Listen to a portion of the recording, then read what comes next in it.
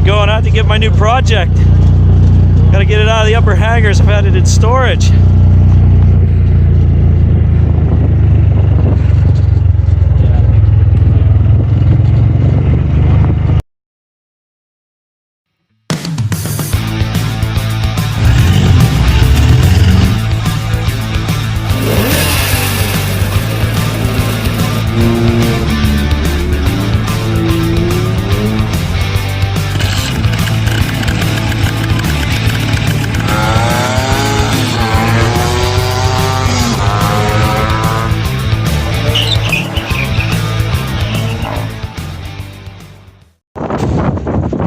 God, it's cold. That blew open.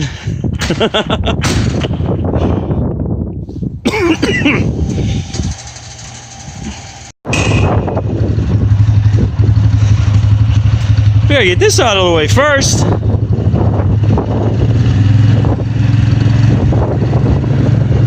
Oh man.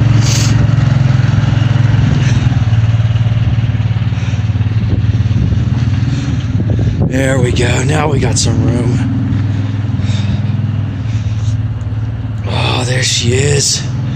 Not the golf cart. I've had this puppy in storage for about 2 years now. She's been hibernating, just waiting to come out to be worked on. This is my 82 Yamaha Xt200. No front wheel. That's going to make it a little tricky to get back down, but we'll make do. All right, let's take a look at her outside in the light before it goes into the hangar for a few months. Not much of a looker, but for 150 bucks, what do you think, Dean? Not bad at all. Ah, she's gonna be a beaut when I'm done with her. Oh, jeez. We need a front wheel, make this thing easier to get downstairs. We appreciate your help there, Dean.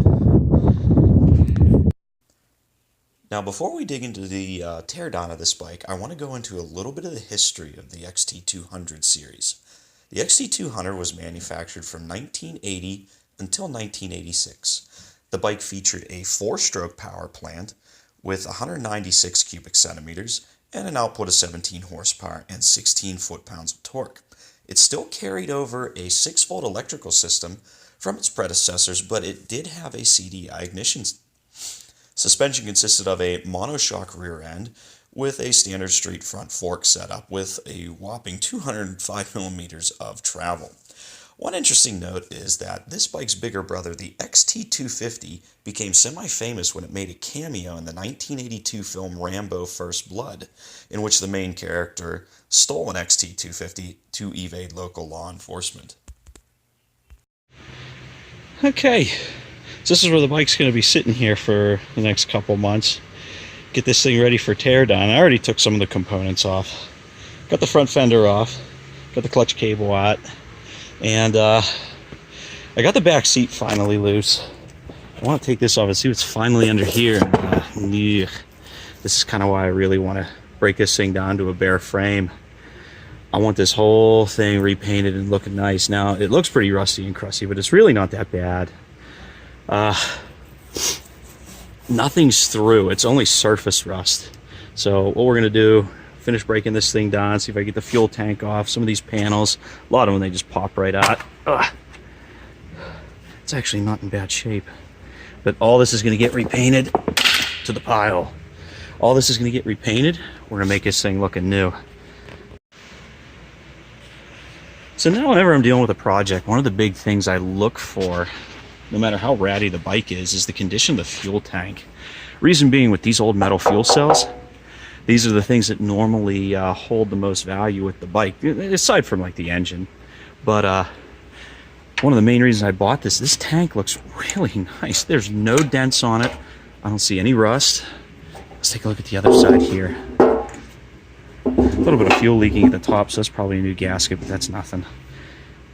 Even the decals are still in nice shape. This is going to make a nice fuel cell. I got plans for this.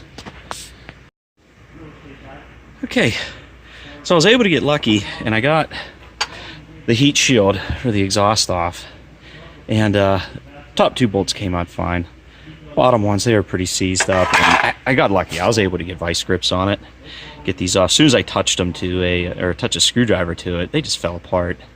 But now this is out of the way, I'm going over this exhaust. This thing is just not salvageable, but that's fine because I never intended to use it. I want to put a modern exhaust on it, and really the only piece that I need here is the straight run, because once I have this coming off the cylinder head, I can now put on a new section here and then put on the new exhaust. So we're gonna see if we could just make a cut here and get this thing off.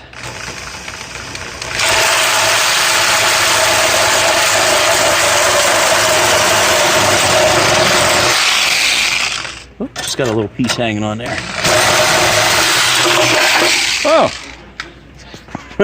that made it easy. Let me get a look at the other side. Oh no.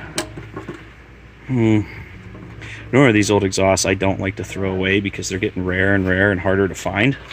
But this one, there's just no saving this thing. Looks like we had some mice living in there.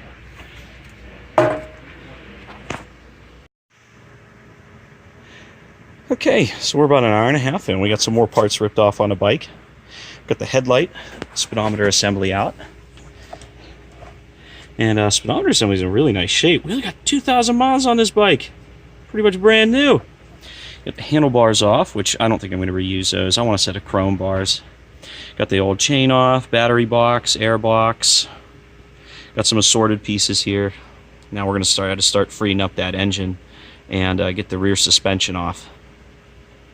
So next we got some of the other major components of the bike off. We got the two front forks off. We got the rear wheel off, which is a real big pain in the butt. The rear axle was really galled inside that rear wheel. Another nasty thing I found here is the side case here on the side of the engine. We must have had a chain break at one point in time because I found a master link, actually two master links on the chain, and I bet it bunched up here at one point in time, busted this case half off. And what's weird, it's not even aluminum, it's a heavy plastic, so I'm hoping that's going to make it easy to find. I did a little bit of work on the front forks here about a year ago where I took them off. I know I serviced them with new fluid and put a light polish on them. I think I'm going to reseal them whenever I get the chance. As far as this back wheel goes, I don't know if I want to reuse this. These back spokes, they're pretty rusted. Sprocket, these teeth are starting to lean over, and the bearings on this side on the inner race, those are seized up. So there's really not much left of this wheel that I can reuse.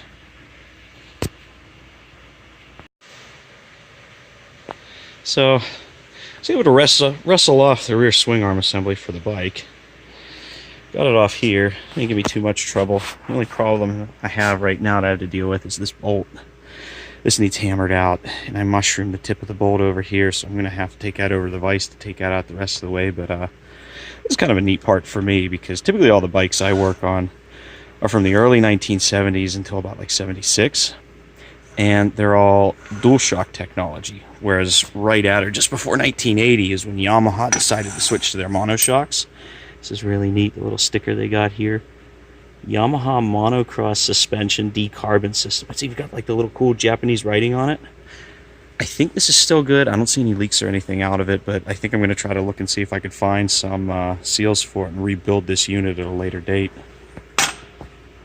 Well, it took a little bit of wrestling, but we got the engine out finally. Actually wasn't as bad as I was expecting. Traditionally, whenever I yank an engine out of a motorcycle, you got to get it out of the frame, and you end up dinging up the paint, and it's just a big kind of a pain in the butt to do. But if you look here at the beginning of the stem here, the frame actually uses the engine as part of the frame to actually stabilize the whole assembly. This little bracket here on the front, you just take that bracket off, and you just lift the whole frame right up off the bike. That's going to make reassembly a lot easier, so I'm actually looking forward to that part of the build. But this is the three main basic components of the bike that's just going to be the starting point for the whole rest of the build. I can't wait to get started to work on the frame and get this all polished and shined up. Start bolting on some new parts. But anyway, that's it for the first part. Thanks for watching.